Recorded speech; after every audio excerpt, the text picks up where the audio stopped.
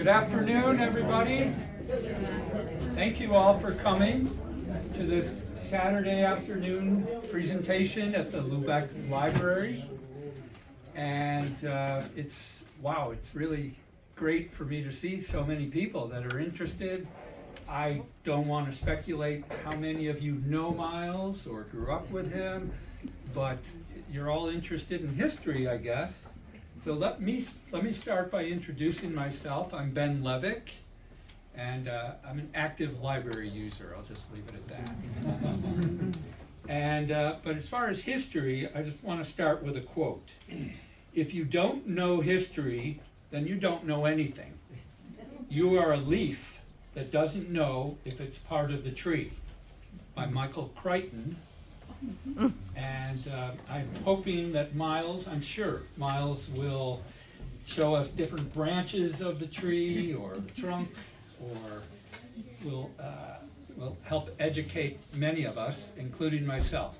Miles Theeman, many of you know from Lubeck that Unopsky's store was right across the street at what is now the Lubeck Brewing Company, and which is where Karen, my wife, who's the genius who's put this together, where Karen and I first learned about Unopsky's store and about Miles, and we did a little digging, and we found Miles.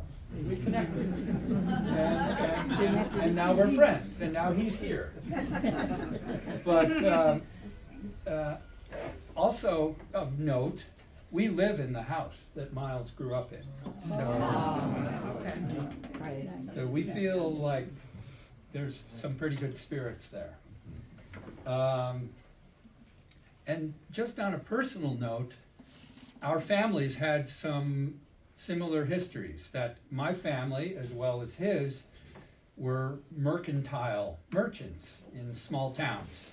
So there's more similarities than we know. Also, this is one of many events at the library, and the best way to stay current is to add your name and email to the list that on a sheet that's in the very back of the room, where refreshments will be distributed after. So I want to start out with a question that I hope Miles will answer, not now, but sometime in his presentation. And it has to do, going back to the Lubeck Brewing Company, has to do with the name of a particular beer, which is Tail Gunner Annie. Now, we heard a story that may or may not be embellished or even true. But I hope he'll touch on that. So here we go. Miles Theeman. Thanks.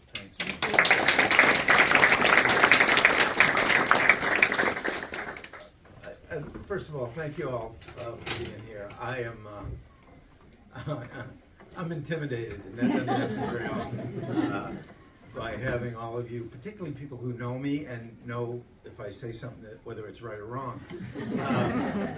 I just want to start with this, and I'm going to put it down. This is where it all started. This is my grandparents. I'm sorry. Sure. Louis and Mary Unopsky. This is my Uncle Bert, for those of you who knew him. This is my Aunt Dora, and this is the matriarch of my generation. This is my mom, and who ran the store from 1946 till when she closed in 1979. So this isn't on a slide, but I just wanted to share this with you, and there's a little backstory to this, which if you're still awake at the end, I'll share with you. Again, I'm really, and those of you who know me know I don't use this word very often, but I'm really humbled that you all are here to hear about the store. In preparing for today, I just want you to know I did not do a lot of research about the town of Lubeck. You can find that all. The Historical Society has wonderful documentation about the sardine town and how it evolved. This is purely what I frankly could remember about my own growing up. And I apologize, we're decidedly low tech up here, and I'm too damn old to memorize this, so I'm reading off my notes. But as I began, when Karen finally convinced me to do this, I began to think about things, and most stories came flooding back. And when those that didn't, my wife Sharon basically said, "Did you talk about this? You got to talk about that," based on her hearing these stories ad nauseum for 50 years or so. And so, God knows she could probably do this presentation. I also want you to know I'm indebted to Harold Bailey and Peggy Dennehy Bailey, who filled in the blanks when I would say, "What was the first name? Where did they?" Peggy knows it all. She's the absolute one. And so thank you. As I said, I was delighted to read the comments on the Lubeck Facebook page. It was really heartwarming that folks had such warm memories of my parents and of the store. And I'll do my very best to be interesting. I'll try to be informative. I'll try to be accurate. And I'll be delighted to respond to any questions you have. You can wait till the end. You can ask them as we go through. And I hope I'm worthy of your time. But in the event I put any of you to sleep, or you find that on this July day there are better things you should be doing than listening to me, I want to give you the big finish first. And that lets you all off the hook. And it's simply this: no matter where I have lived, or no matter where I will ever live, this is home. Yes. Lubeck will always be home to me. I consider myself so very fortunate, and I mean this from my heart, to have grown up with such wonderful folks from Lubeck, Campobello, and the surrounding communities, where everybody knew everybody, maybe to a fault sometimes. People looked out for one another, and you didn't have to lock your doors. It was a wonderful experience, which I learned to appreciate the older I got and the farther I got away. But Lubeck will always be home to me. I'm immensely proud to consider myself a son of Lubeck. I don't know if there is such a label, but that's the way and nothing will ever change that. This is home. So thank you. So I thought before I talked about memories, I would share with you the beginning. How did the Theemans get here in the first place? I thought you might find that interesting. At the turn of the 20th century, many Russians, particularly Russian Jews, tired of pogroms, Cossacks, and Tsars, and the way they were treated, fled for the West. And my mother's family was one of those folks. Two brothers married two sisters. You saw the picture, there's my grandfather up there, you saw the picture of my grandfather and my grandmother. They were the younger brother and sister of an older brother and sister who were mercantile traders in what today is Russia, and they settled in Kalis eventually because they were also fur traders, and there was a lot of fur business back and forth across the border. The patriarch of that group was actually my grandmother's sister. She called the shots. And every time they made a few bucks, they would bring more of their family over, including, eventually, her sister. And her sister brought along her husband, my grandfather, who was not particularly popular with my grandmother's sister. She thought she could have done a lot better. In any case, they showed up. And that's the picture I wanted to share with you. I didn't get it on a slide. So my grandparents settled here in Lubeck.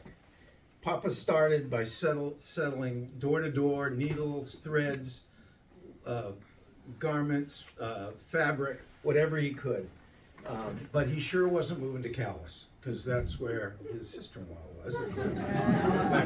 That wasn't going to happen. So Lubeck was a little too close to Kalis, apparently, and they moved to Newport, Vermont. where he opened up, if you're old enough to remember, a Boston store chain. They were a chain that was in the eastern part of the United States primarily. In 1926, there was a fire that destroyed the entire front street of Newport, Vermont. So instead of coming back to Lubec, my grandfather and grandmother moved to Akron, Ohio. Nobody knows why. And that was about as far as I think he could stand, you know, and she could stand to be away from her family. Anti-Semitism, not so subtly encouraged by the Fords and the Firestones in that era, was rampant in the greater Cleveland area. And my grandmother was miserable. She reached out to her sister. Her sister brings her back to Maine, not going to Calais. So they bought what was the C.H. Clark department store where Yanofsky's was, at least the older multi-story building. That building was also owned by Robert McBride, who was Doc McBride's father, Peggy's grandfather. And that's something, frankly, I didn't know until I looked up when my grandfather bought the store. And they opened Yanofsky's store. So if I can do this right, this is a picture. Oh, sorry.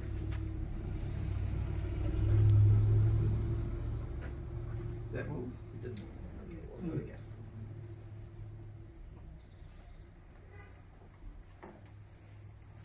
No. Hang on. You should be able to just press the right arrow key. That's what I'm trying to do. Sorry. No, that's quite all right.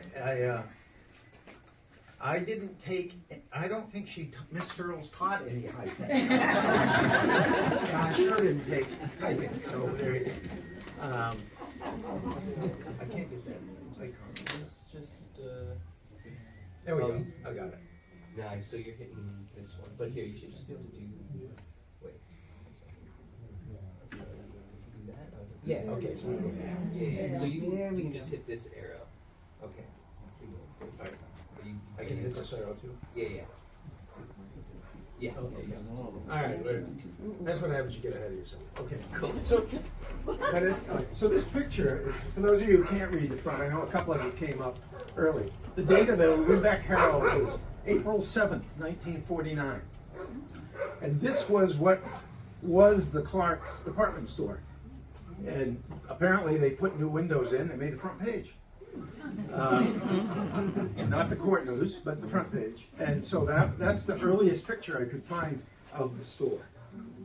And then, and as I said, they settled in Lubec. And there's a picture of, and I put this in not because you'd already seen my mom and my aunt and my uncle, but this is my Aunt Dora, who ended up in Washington. The top of the picture is my Uncle Bert. The second one up is my mother, and immediately above her is Peggy Donahue's mother, Margaret McBride. And they were as fast friends as any two people were back then. So I wanted to share that with you. I think Peggy has seen it. So some of you may know that Yanofsky's, the Kalish Yanofsky's, was spelled U-N-O-B-S-K-E-Y, not us. We are spelled U-N-O-B-S-K-Y. Nobody knows exactly why, but the rumor has it that dropping the E was my grandfather's idea, so he could stick it to his sister.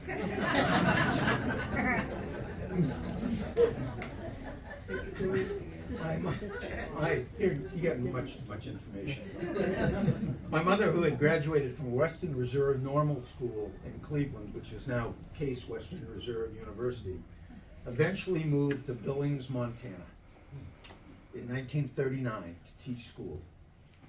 When World War II broke out, she joined the Women's Army Corps. She eventually met my father, who was 10 years her junior, the son of a painter from New York, Yonkers, New York. She was a master sergeant during the Second World War. He was a tech sergeant. Dad always said she outranked him his entire life. And I have some pictures of my folks. That is the two of them in front of the store. This is one that was taken in our home. It is my favorite. And this one was taken at the lake. For those of you that can't. I think Dad got smaller, Mom got bigger. But I'm not.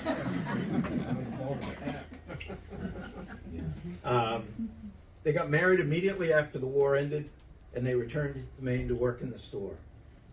They initially lived above the post office, which is exactly where this building is today. There was an apartment up there. And then they moved to 66 Main Street in my grandfather's house, which as Ben said is now owned by the two of them, in the house in which I grew up in. My pictures are a little dated, which is good. Here's the house. You can tell it's dated because the hedge was low, right? That was when that was taken. I do not know. And then the hedge got bigger. That was home. And so in 1949, the nearest hospital, there was Ada Maloney had a birthing center out in West Lubeck. But I was born in St. Stephen, New Brunswick, in the old Chipman Hospital, late on the evening of December 26th, the only living child of Miles Theeman. Returning to Lubeck, I shared the family home at 66 Main Street with my parents, my grandfather, there he is, and a Boston Terrier named Nippy. More on him later. Mom and Dad worked every day in the store, and we had a number of living housekeepers during that time. I'm embarrassed that I can't remember all of the folks who either babysat me or lived in, but the longest tenured of them, and a great lady to who I will ever be indebted, was Doris Olson, who took care of me, took care of the house, essentially raised me because Mom and Dad were working every day. Catholic, we were not, and neither was Doris. So we had fish every Friday.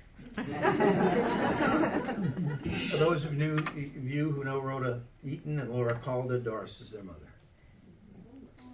And Ernie is here, and Ernie is the grandson. They were wonderful. She was a wonderful lady, and she deserves every picture I have of her. And that's one. That's two. Nifty cowboy hat. And my mom. And number three. And that was Doris. And that was Flash. Yeah. No, that was. That may have been Flash. Anyway, a great lady for whom I'm ever indebted, and a wonderful example of that class has nothing to do with wealth or status. It's something you have, and Doris Olson was one classy lady. So our neighbors on the hill included the O'Briens. That house is no longer there. The McGonagals, Frank and Louise Sheehan, the Saunders, who lived in the Triangle boarding home, which is no longer there, top of the hill. Clarence and Elizabeth Small. Clarence was the fire chief at the time. And Mrs. Small was the 6th grade teacher. The Dunahys, till they moved to the other side of the hill. The Greens, John and Virginia Mulholland, until they built the Eastland Motel in West Lubeck, and Ann McCurdy, who lived directly above us. The kids on the hill and are in and around the hill were Gail and Kevin Sheehan, Peggy and Pat, who both are here today. Thrilled that they are. John McGonigal, Tommy, Kathy, and Michael Sheehan, Dick and Leo Murray, Sharon Murray, who's here today, and her sister Lynn, Brian Rice, Paul Griffin, Charlie Fitzsimmons, Carl Hood. After Nippy was dispatched, because apparently he decided that he and a small boy the house wasn't big enough for both of us. Allegedly he bit me. I of course don't remember that. We got a series of boxers. The first was this brute named Flash. Dad had a wallet-sized picture of this he carried around with him. And he used to say, Miles is on the left. His idea of fun. I still have that picture. This dog, my Uncle Bert bought two dog boxers. One he kept in Memphis for him, and the other one he shipped up here. I think I got it when I was on the 6th grade. I was forbidden. Doris came out and said, your father said stay away from the dog till you get home. And when my father came home, I was laying on the ground. The dog had both paws on me, licking my face. So, and he was around for a long, long time. I remember him. Yeah, a lot of kids who tried to get in the yard when he was out remember him also. He never bit anybody. He would just grab them by their shirt and escort them out on the other side. When I was 8, I became a Cub Scout.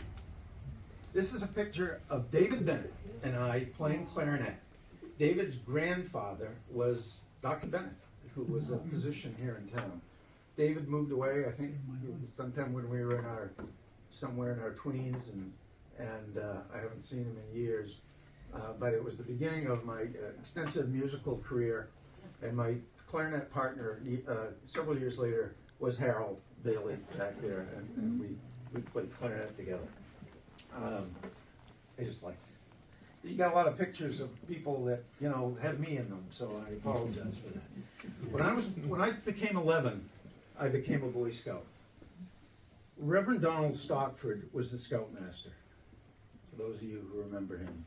And Big Bob Peacock was the Assistant Scoutmaster. With no disrespect to Reverend Stockford, Bobby did most of the heavy lifting. We met at the Mary Pike Hall in the back of the Disciples of Christ Church. It was a great time. We went to Camporees at Cobscook State Park around Washington County. And on February 19th, 1962, we camped overnight in the snow at Indian Lake. The next morning on our way home, John Glenn was ordered the birth for the first time. That's why I remember that night. Bobby Peacock on the far right, me, Reverend Stockford, and his late brother Larry all got our Eagle Scouts on the same night. Larry died of leukemia in July of 1967. Harold and Janice Bailey and I were attending a summer school for high school juniors program at the University of Maine in Orono. Dad gave Joe Morrison the car. He came to pick us up. Larry was a great friend to a lot of us who grew up then. But we've always, of all the things we have in common, we have this. We're all Eagle Scouts on the same night. So the next section of my presentation is simply entitled "The Store," because I think that's what a lot of people remember and wanted to hear about. As you might guess, Janowski's Lubeck and later the Lobster Trap Gift Shop was the center of our war. My grandfather, who died in 1958, and after that my mother ran the show.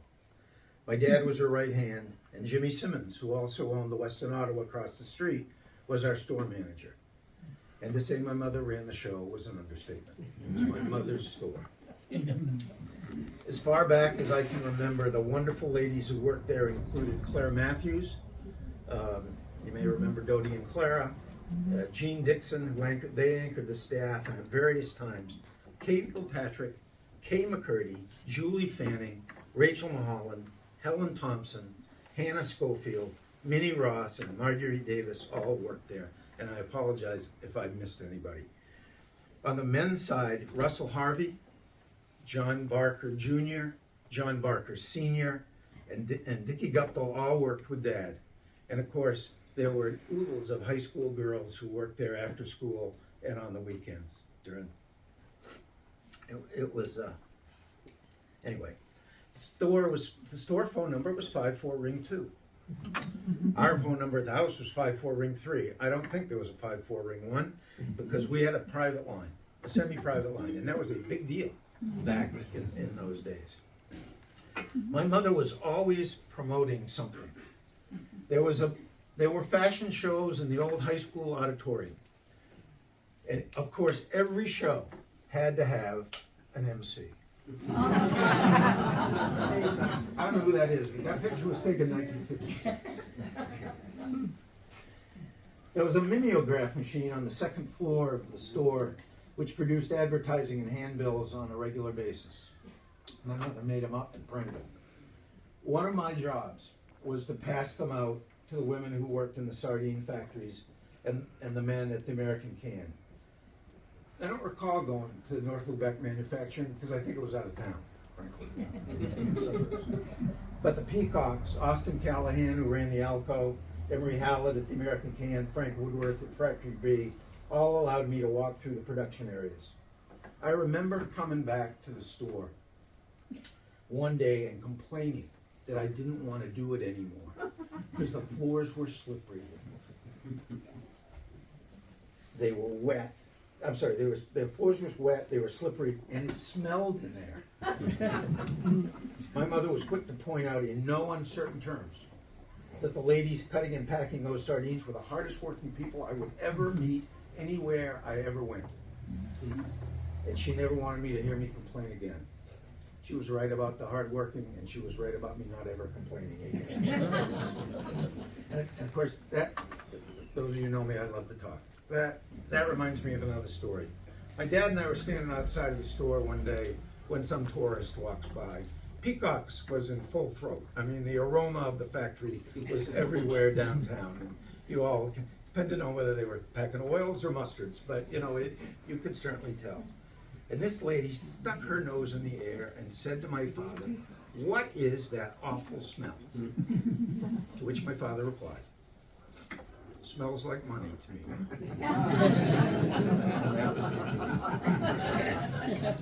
At special times of the year, Yanofsky's gave away goldfish to kids or box turtles. And I recall that one year at Easter we gave away baby chicks, but I think we only did that once because I don't think we got the smell out of the store. And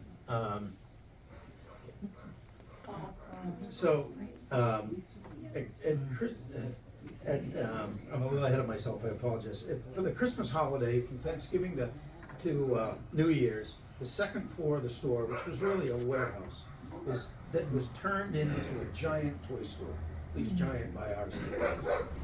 Santa Claus always came to visit, at least once during that time. And one year, he looked suspiciously like Joe Morrison.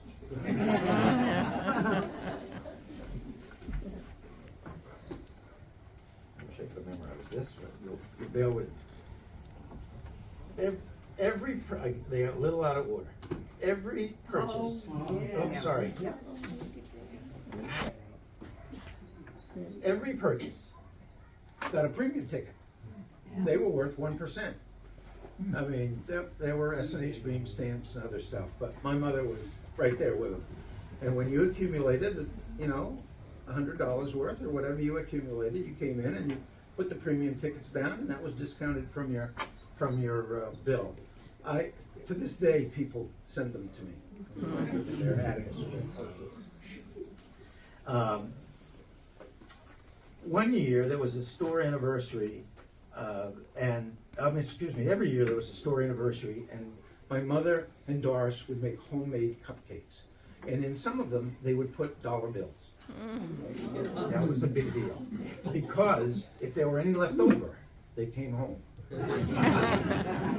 And the dollar bills disappeared. I don't know. And the picture I wanted to show you, let me go back. For about 12 years in the 60s, every year, my mother gave away anniversary commemorative plates, and they were dated. And thank you. There's one lady in the back that's got one. For those of you who still want to give them to me, I have several collections. Thank you very much. Every once in a while, like the tickets, somebody wants to grab those. So, Hallmark cards were dime. They may have been 25 cents. The really expensive ones might have been 50 cents. Gift wrapping was done for free. Charge accounts were were recorded in a large ledger book. My father took it home every month, hand wrote the bills, and sent them up. We took Canadian money at par. In winter, things you're really proud of, in winter, no one who needed a jacket or long underwear ever left Yanofsky's store cold, regardless of their circumstances or their credit standing. My grandfather remembered where he was from, and so did my mom and dad. For me, Yanofsky's was a really magical place. I knew there were bigger places like it. I'd been to Freeze's in Bangor. I'd been to Macy's in New York City. I'd been to Filene's and Jordan Marsh in Boston. But Yanofsky's was ours. And my parents were grateful beyond words to the people of Campobello and Lubec and the surrounding areas of Eastern Washington County for supporting us. A story, another story. My dad always wanted a Cadillac. Always wanted a Cadillac. But my mother always said no, and her rationale was pretty simple. Customers spend their hard-earned dimes, their quarters, and their dollars with us, and they don't do that so you can drive around Lubec in a Cadillac. We drove Buicks. My mother always held court at the front counter of the store. There probably wasn't as much gossip exchange there as there was at Tippy's, but it was probably a close second, and I wanted to show you this. That was the cash register that was behind the counter in the front of the store. There were actually two of them in the store. She decided to sell one, and I got to keep the other. It was stored in a warehouse across the street between Morshi's and the Western Auto. And Joe Morrison and I dug that puppy out of there and brought it home. I brought it to Bangor, and about 5 cans of WD-40 and a case of beer one night with another guy. We got it all loosened up. It still works today. I had it refinished. It's in the living room of our home. The Lobster Trap gift shop was built in the early 1960s. And later, many of you occasionally also get postcards of the Lobster Trap gift shop. To the left, there was eventually built a little lighthouse where we sold hot dogs and popcorn. And that kind of kept me out of trouble. The store facade changed a bit over the years, but the distinctive sign remained until my mother closed the store in May of 1979. That's one shot. And this section was put on, I think, in 1951 or 1952. I don't have any pictures of the Lubec Herald, but that was and I think there was just an empty lot there. And the Rexall is the next building over. Oops, sorry.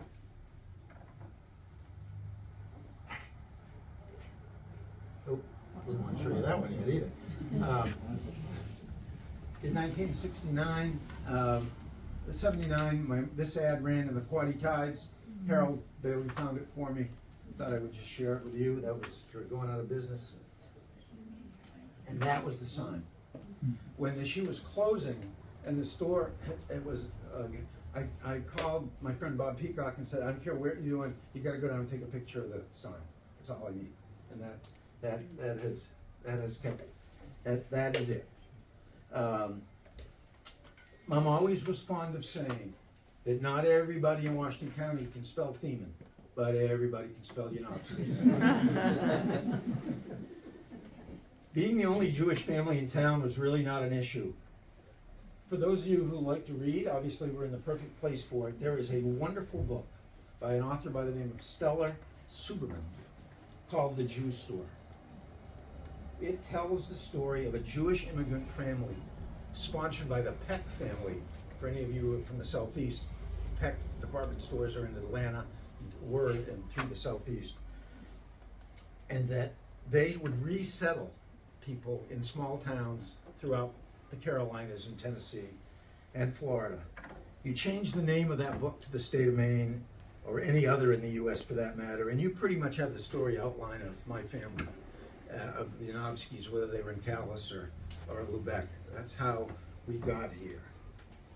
I don't recall there was very much anti-Semitism. If folks felt animus to us because they'd heard about the stereotypes, they kept it to themselves. And my grandfather always told this story about that. In the middle of winter, somebody comes in and needs something, and my grandfather makes sure he has it. And the fellow said to him, "You know, Louis, you're a good Jew." My grandfather, who was not the friendliest person on the planet, thought about it a minute, and he said to the guy, "Fred," whatever his name was, "how many Jews do you know?" And Fred said, "My God, Louis, you're the only one." But he heard the stories. Wow. Well, in high school, I experienced one nasty comment, took issue with it, got the worst end of the altercation, but it never happened again. After my father died, I remember my mother telling me, I was away then, obviously, I was away at school, telling me there were a couple of occasions when some citizen would soap our storefront windows with swastikas and a few other unpleasantries. My mother never saw them because Arthur McCurdy, who owned the smokehouse next door, would call her up and decide that was a morning he should pick her up and take her for coffee. And he did. And while they were at coffee, the men who worked in the smokehouse cleaned the windows.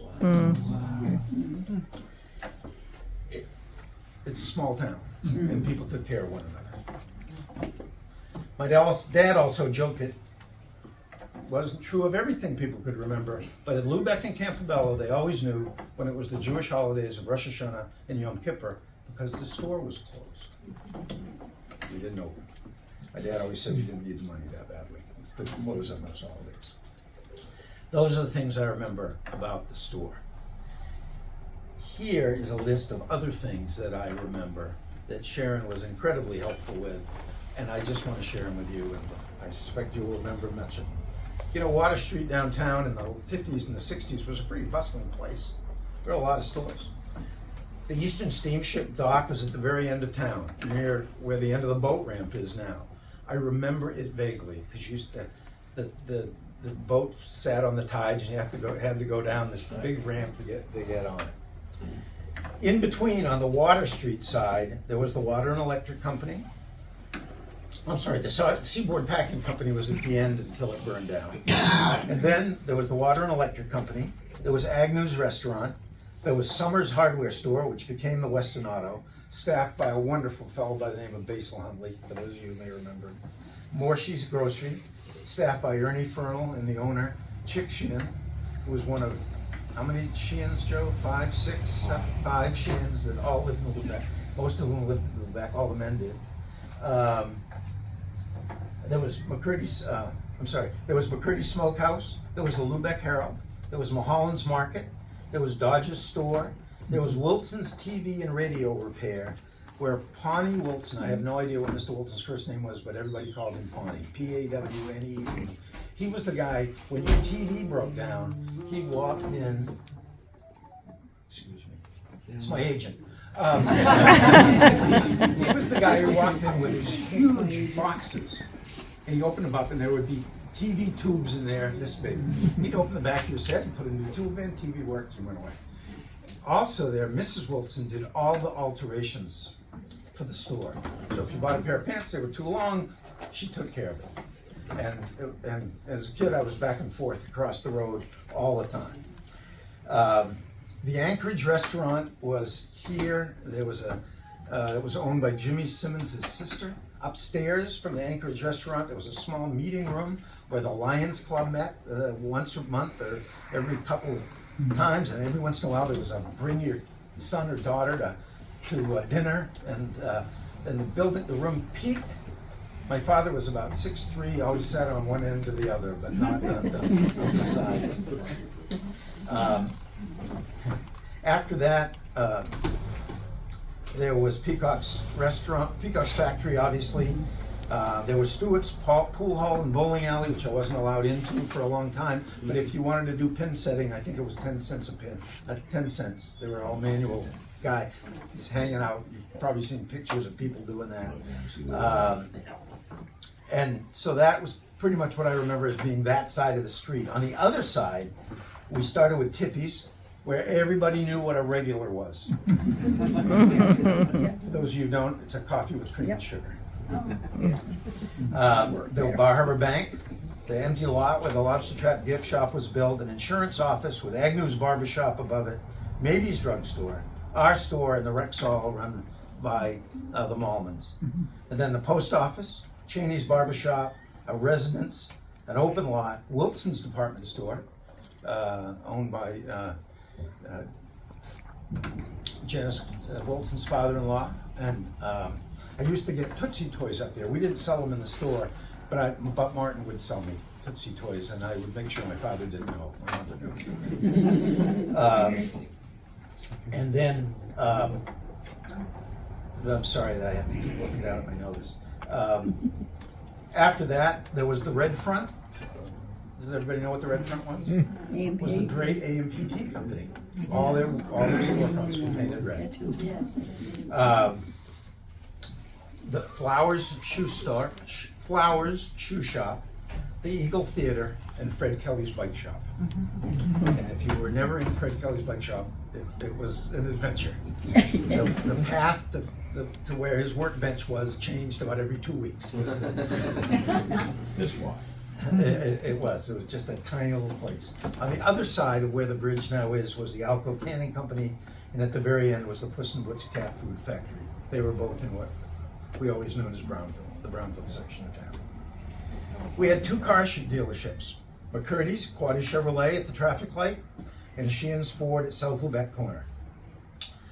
I remember certainly McCurdy's, and my favorite story, which I believe to be true, is this, that Arthur McCurdy also had the Cadillac dealership. Yes. To continue the Cadillac dealership, you had to sell 2 Cadillacs a year.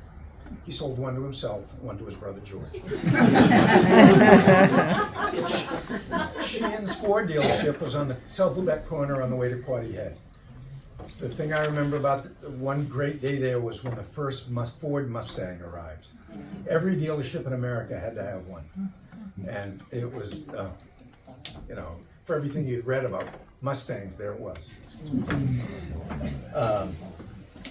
We had McGonagall's garage was across the street from the high school. Corey's garage was downtown. Carlton and Willie's father had a garage that was in back of the store here, the next corner. Eventually, they moved out to the former Knowles garage in West Lubeck, then back downtown when Quaddy Chevrolet closed its location. Willie stayed there, and Carlton opened what is still today Carlton and Corey garage in West Lubeck. We even had a bootlegger. It was in West Lubeck. You never knew when you'd run out of something, and it was a long trip to Machias. From 1955 to 1960, I went to kindergarten at the big yellow school on the hilltop, which is where the town office is now. Mrs. McClure, Ann's mother, Jonathan's grandmother, was the principal. My teachers were Gretchen Ramsdell, Augusta Miller, Mrs. Doherty, Mrs. Davis, and Miss Hobart. There was also Mrs. Morrison, Mrs. Hodgson, and Miss Kelly. From there, we went downhill to the South Street and the middle school, the grammar school. My teachers included Mrs. Stewart, Elizabeth Small, who was our neighbor, Everine Bate, her husband Jim ran the water and electric company, and Mrs. Coffin. Richard Love was the principal when we were there. My senior year, Pete Small and Janice and Harold Bailey and I would spend the first period after lunch at the high school with the big kids going to algebra class. From 1958 to 1963, for 8 weeks every summer, I went to Camp Lown in Oakland, Maine. The primary reason was an immersion into Judaism and to learn Hebrew. I was bar mitzvahed there August 3rd, 1963. I should have been bar mitzvahed in January, right after my birthday, but Dad correctly figured that there weren't any family coming to Maine in the middle of January.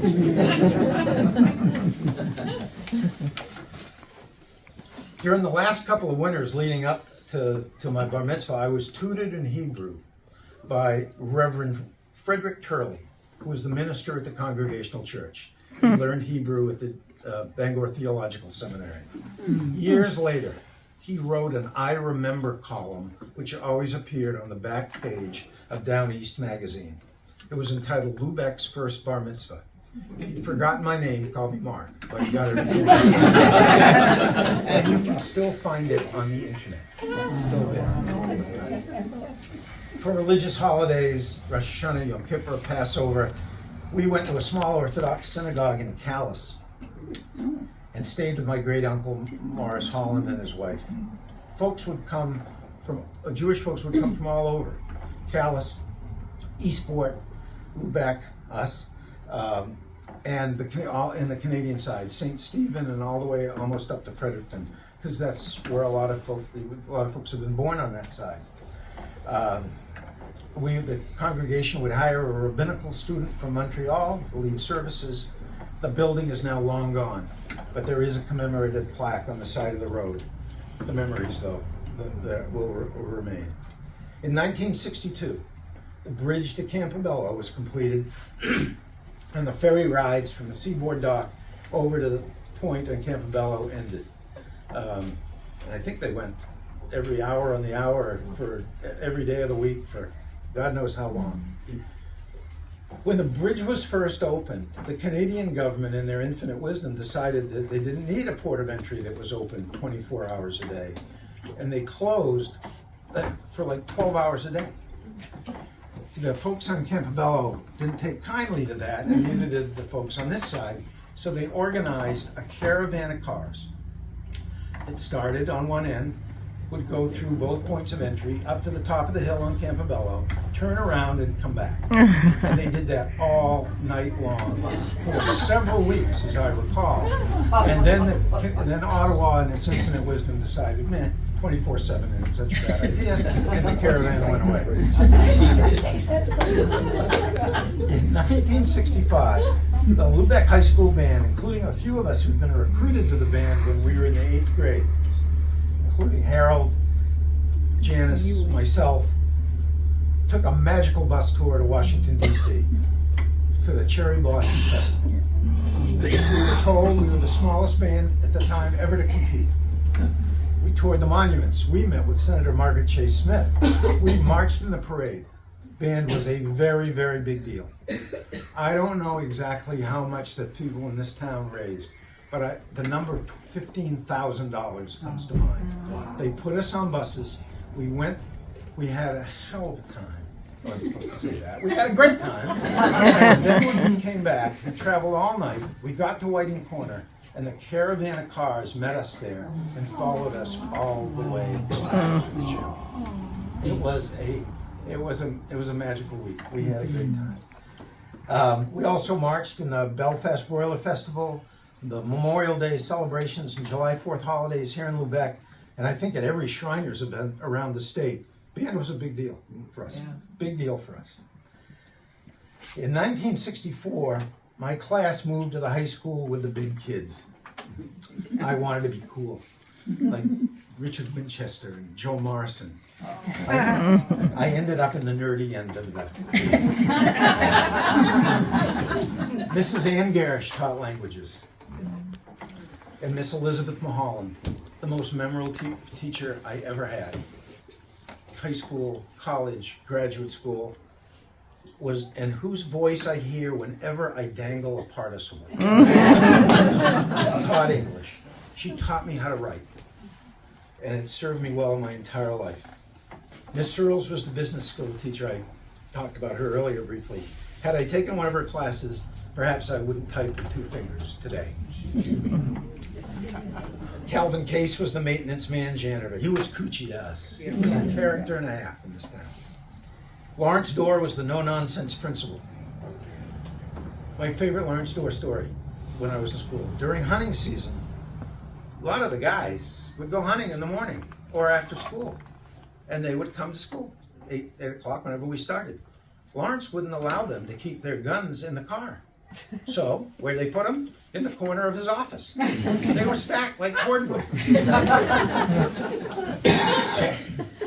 And then at the end of the day, people couldn't retrieve them. I understand, rumor has it was if you got a deer, you had to give him a steak. It was quite a sight. Bringing a gun to school had a whole different meaning back then than it does today. We played baseball my first 2 years of high school, and then soccer. I think we had the first soccer league in the state of Maine, with the other schools in Washington County. Bob and Peacock and I were the goalies. We didn't have to run very much, and it was pretty much a natural for he and I. After school, when there wasn't band practice or baseball or soccer, all sports which reinforced my knowledge and that of my friends that this boy was never going to be an athlete.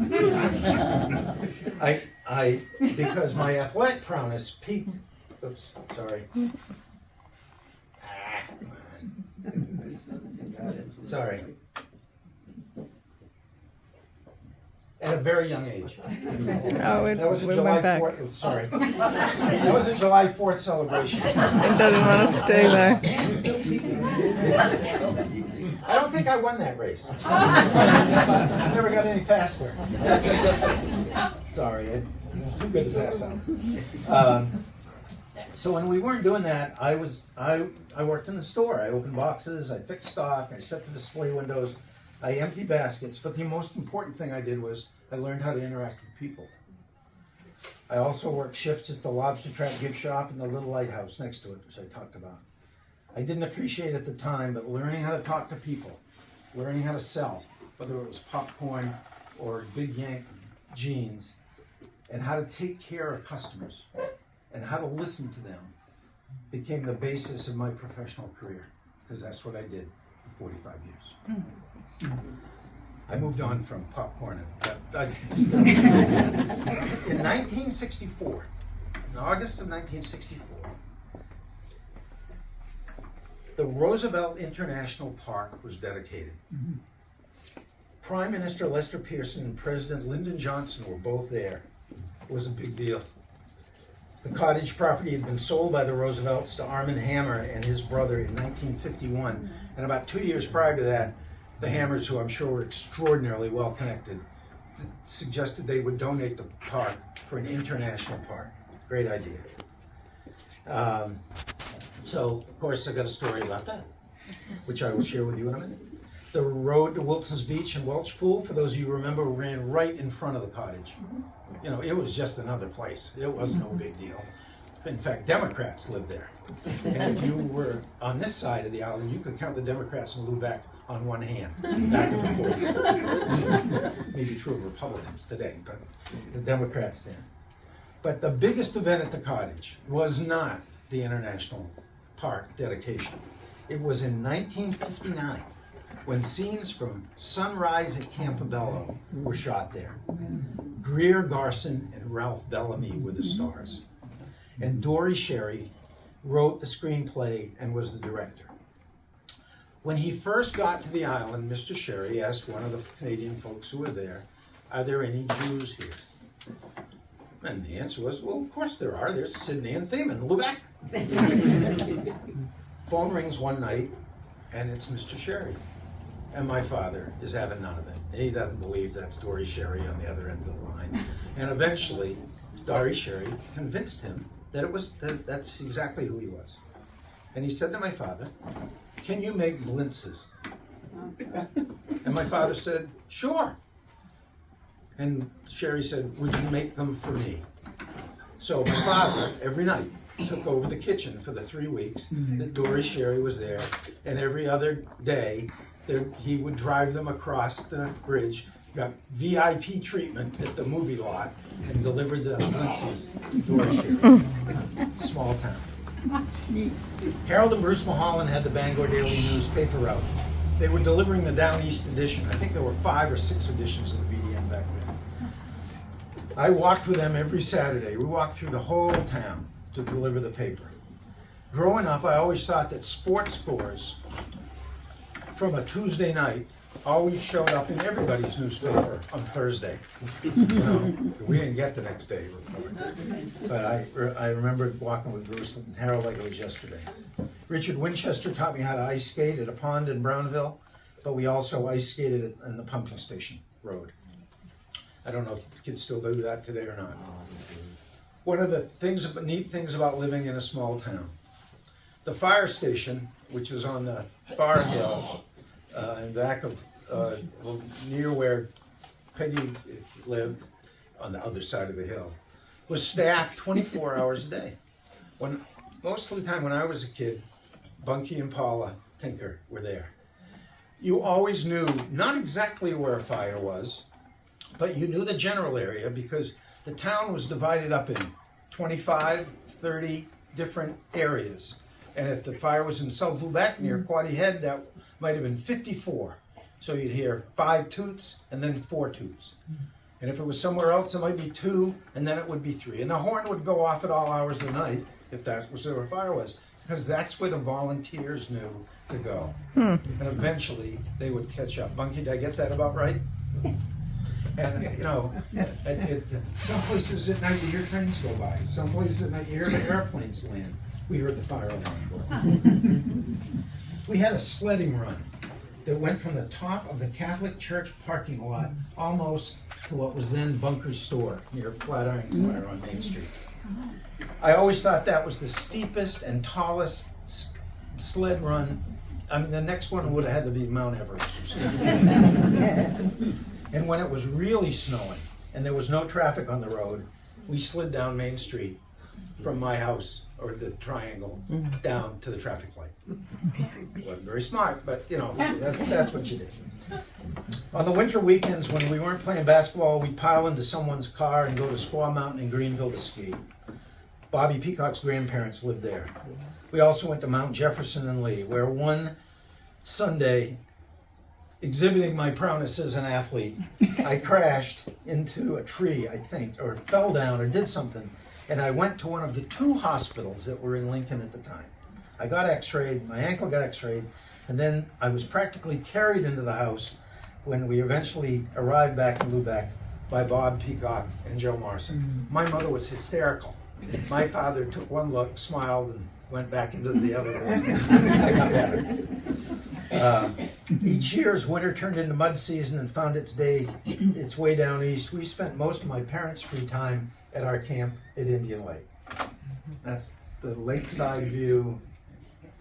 That's the backside view. It wasn't quite that big back then. My grandfather bought the original camp in 1949. And as the years rolled by, the toilets got moved inside, the kitchen was renovated, and rooms got added. Eventually, Dad bought a 15-foot speedboat with a 40-horsepower Johnson motor. Wow. And when I was old enough to hitchhike to the lake, he had a small barrel modified that would hold about, 20 gallons of gasoline. And he would get it filled in town, and he would take it to the lake and mount it. So that the little 6-gallon can we had, if we ran out, we didn't have to come home early. It became a great place to water ski and hang out, either on our dock or on Peacock's. And we would spend hours and hours and hours there every summer through high school. Me, Bob and Larry Peacock, Joe Morrison, Harold Bailey, Dick Winchester, Timmy Scoville, Dale McMahon, and Robin Alvin Newman from Campobello. We were there all the time. Since the participants are no longer living, I can tell you this story. We were at camp every weekend, and when my mother was at camp, she couldn't find out what was going on in Lubeck. So when she got home on Sunday night, she would call the phone company.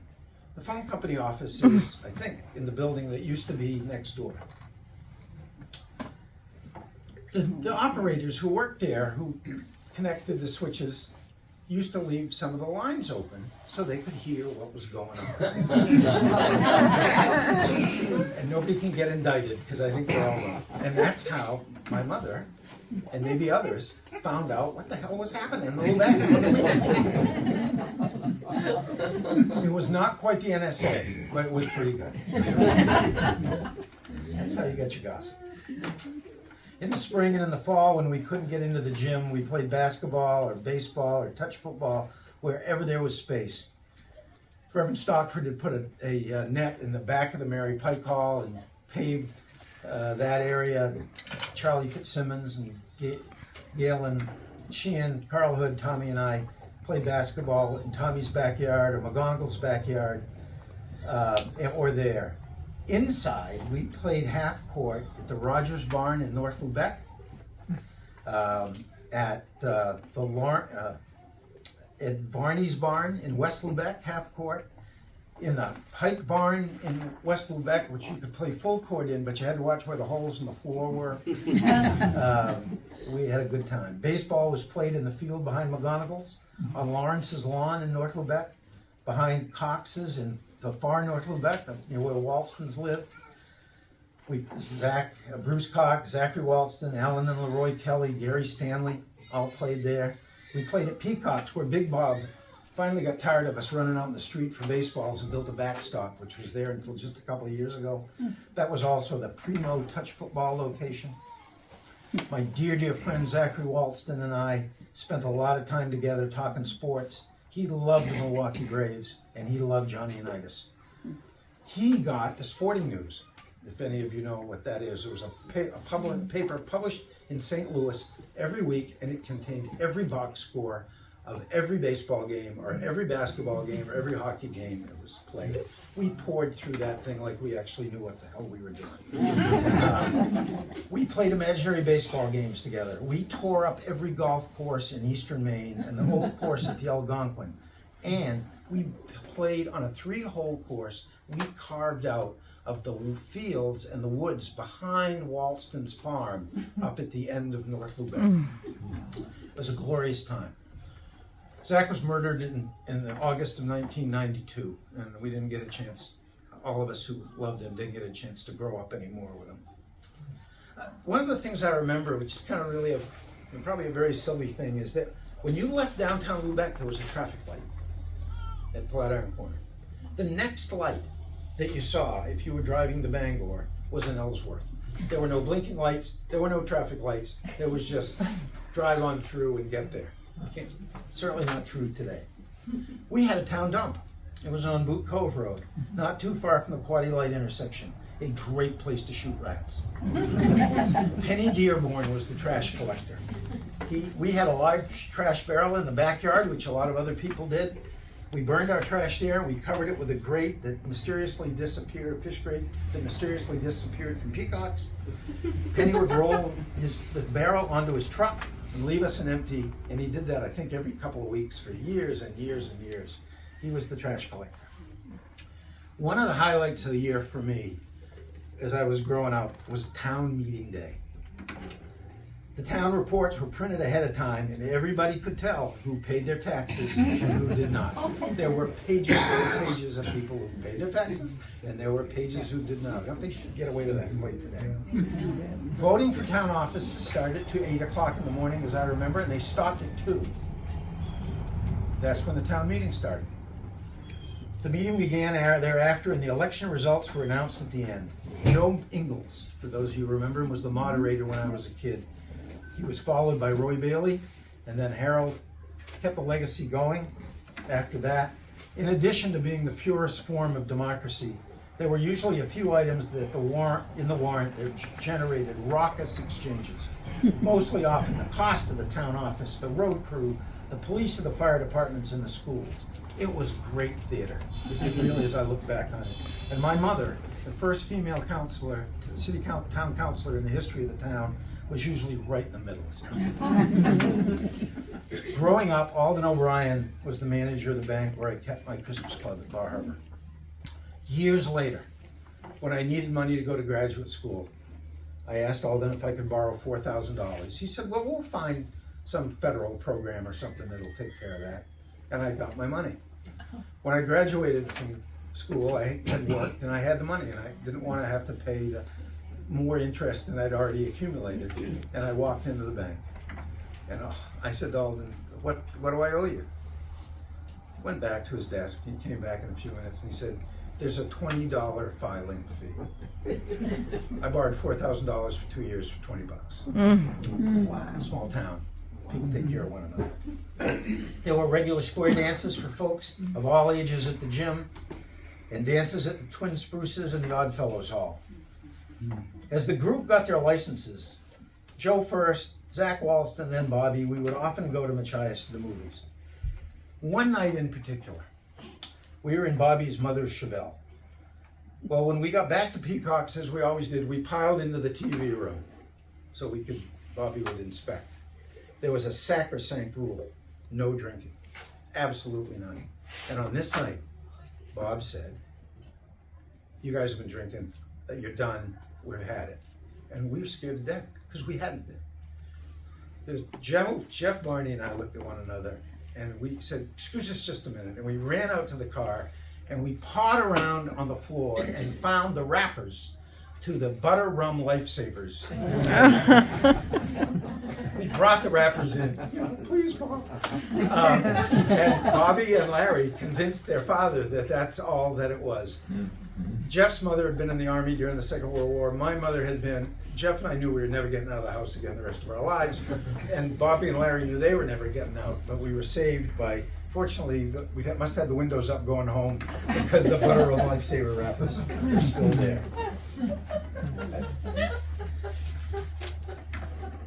There were wonderful church suppers at the KFC Hall, above the Rex Hall, the Mary Pike Hall, the Parish Hall, the West Lubeck Methodist Church, where one of the ladies always made a cream cake for my father. They would wait until he got there. Now, to eat in the old West Lubeck Methodist Church, you sat in the pews until you were called, because the kitchen was in the back and it ran the length of the building, and there were like a table for 4 on one side, a table for 2 on the other, and the kitchen was at the end. And when somebody stood up, they walked out. The next 2 people in the honor system walked in. My father would buy the entire cream cake, eat 1 slice, take the rest home. I never got any of it. John McGonigal, Gail, and Shin and I'd often bike to Wilson's Beach. But that was a big deal. I saw a television for the first time in Frank Knowles' garage in West Lubeck. I think it was 1955. When we eventually got a TV, because we lived on the hill, we could get the analog channels from St. John and Bangor. We were very popular. When I was coming back from 8th grade gym class in 1963, the day President Kennedy was shot. I'll never forget that. And sitting in my living room watching events unfold that Thanksgiving weekend when Jack Ruby shot Lee Harvey Oswald. Irving Mahar was one of the local policemen in town along with Ivan Archer. He stopped me on numerous occasions to tell me that I was going too fast, and he had complaints about my driving. Both things were probably absolutely true. I learned later the complainant was my father. I was holding down the bench on the basketball team for most of my career. We've obviously established that there's no trophy room in the Theeman house for me. I complained to my father that I wasn't getting any playing time, and he thought it might be because the coach at the time, Richie Bernard, and he didn't get along very well. So during practice one day, my dad walks into the gym and walks into Bernard's office. You could have heard a pin drop on the floor. Everybody's looking at me going, huh? A few minutes later, my father walks out. I can't wait to get home. I want to find out when I'm going to start playing. I said, "Dad, what did Coach Bernard say?" He said, "You're not playing because you're not very good."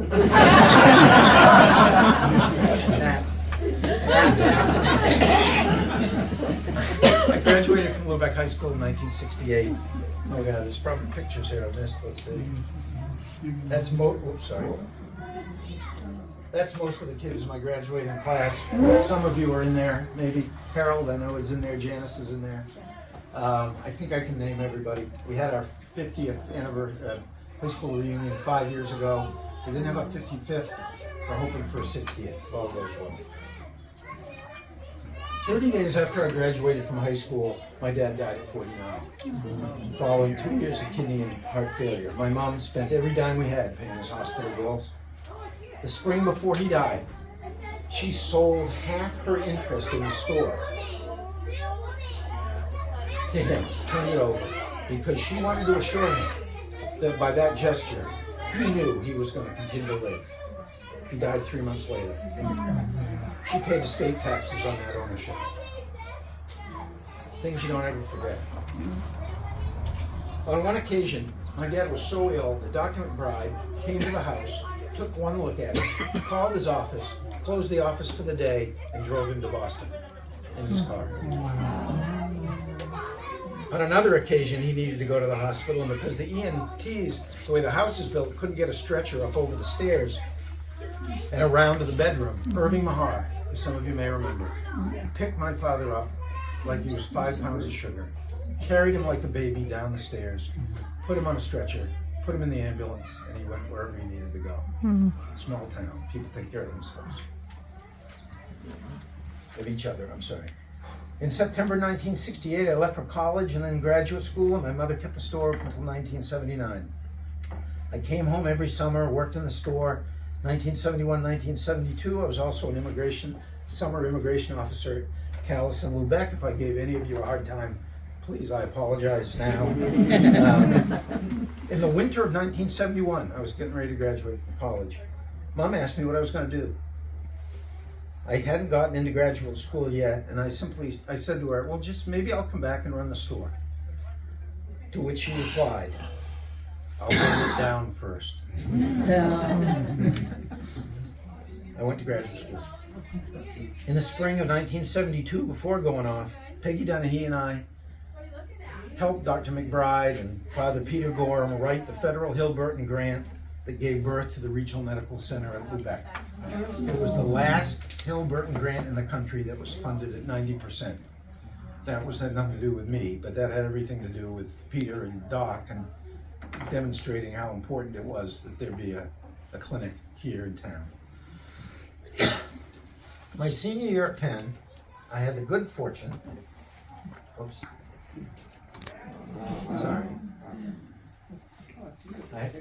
my senior year at Penn, I had the good fortune to meet Sharon Perone, a raven-haired beauty from South Jersey, the most beautiful woman I ever met in my life. And we were married on September 9, 1973. In 60 more days, it'll be 50 years.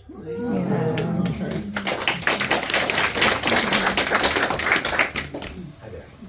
I don't know what the hell she was thinking. Sharon and I came back to Maine in the fall of 1974. In 1976, I went to work for Eastern Maine Medical Center and evolved within that system until my retirement from full-time work in 2005. There's another picture of us. We raised 2 daughters. Allison on the left and Meredith on the right. Every time you say left and right, I think of my father and my daughter. But Allison on the left and Meredith on the right. There they are. Thanks to their mother, they've grown into very successful women with doctorates in psychology, and equally as important, more important to me, they're kind, they're caring, they're fiercely loyal, and they're loving people. We have a terrific son-in-law, 2 grandsons, and a granddog. We spend our summers on Indian Lake. We are blessed, and I'm so very grateful. It has been a great journey for me, and frankly, it ain't over yet. You probably figured out in the first minute or 2 that I love to talk. Looking through the hundreds of old photos and memorabilia and compiling the list of memories I've shared today was both humbling for me and emotionally satisfying. If I had never presented them to you, it still would have been worthwhile. Looking back on it all, I realized that the maxims that have driven me as an adult, as a friend and as a parent, as a husband, had their roots here. If not us, who? My parents would come home from work after we're in the store all day, have dinner, and go out to some meeting or another. And I'd say to Dad, what's going on? He'd say, well, if not us, who? It's a small town. People got to do what they got to do. Treat people the way you want to be treated if your situations were reversed. You've all heard that. I learned that here too. The measure of a person is how he treats someone who can do him no good. That is attributed to Malcolm Forbes, Sr. It's absolutely true. It is absolutely true. We meet people at different stations all of the time, and they're just like us. The circumstances are different, but they're just like us. If you never lie to anyone, you never have to remember what you told them. My dad used that, and it's true. It is absolutely true. Particularly as you get older, you can't remember anything. Tell them your kids or your wife you don't know what's in the package is another thing, but it really is true. And the most important one of all for me, and which I have tried to do, thanks to folks here, it's easy to do the right thing. And today was easy to do the right thing. Thank you for your interest and your patience. I'd be delighted to answer your questions, expand on anything you wish. Please know it's wonderful to be able to come home. Thanks very much.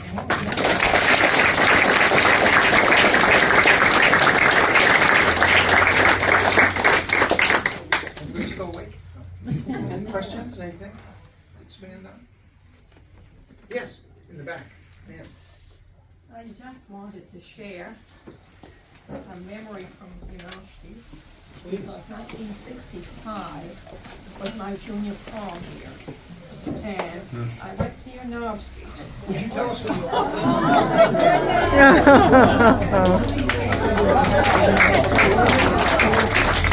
Wow. It certainly was showing the influence of the change of fashion in the 60s from the bouffant dresses of the late 50s and early 60s to the kind of dress that was favored by Jackie Kennedy. Would anybody care to guess how much this cost? $8. Pardon me? $8. $25. For my family, that was a significant amount. And in today's dollars, it would be $241.37. What's his name? I'm sorry? Tell us who you are. My name is Colleen Cates. Thank you. Cutler me. I think my parents scraped up enough money so I could pay for it outright. Didn't have to And I put it on wish I could layaway. model it for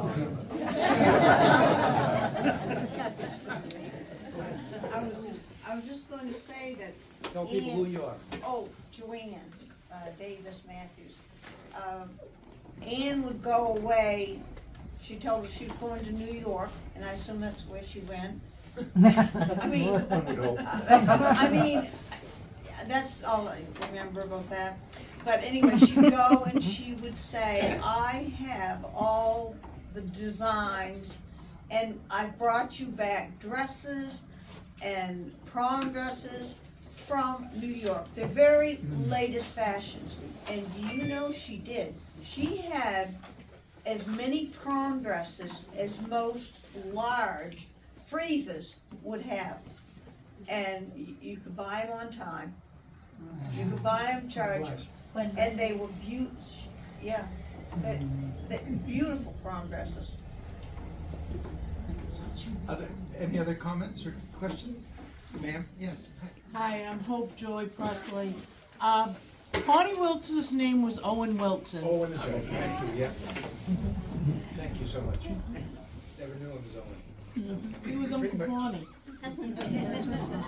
So, anybody else?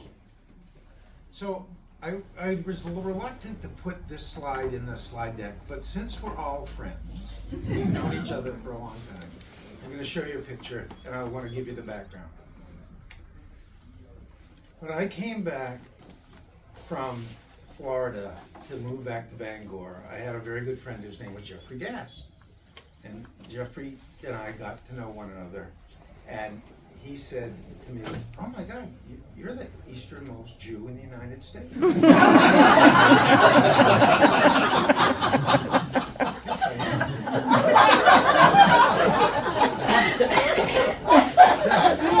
So, you know, if you got it, flaunt it. You know. So, he had a t-shirt made for me, easternmost Jew in the United States. And I wore it. I brought it home and I wore it. First time I wore it was at camp. All right, well, maybe I came downtown. I don't remember. But my mother said to me, you take that thing off. Everybody knows who you are. You don't have to advertise. So it sat in a drawer at my house for decades. About 4 years ago or 5 years ago, there was a wonderful exhibit at the Maine State Museum about Jews in Maine, Judaism in Maine. My cousin Amy was the curator. And the picture that I showed you in the beginning, I had never seen in my life. She found this picture in her own archives, and this was in the exhibit, and she gave it to me at the end. She said to me, send me the T-shirt. I said, okay. And we don't have to make a big deal out of this. She said, no, send me the T-shirt. You gotta see the T-shirt. I said, okay. She sends me the T-shirt back and said, we don't have enough room for it. We just don't have enough room. Would you take a picture of it and send it to me? Sure, I'd be happy to. Forgive me.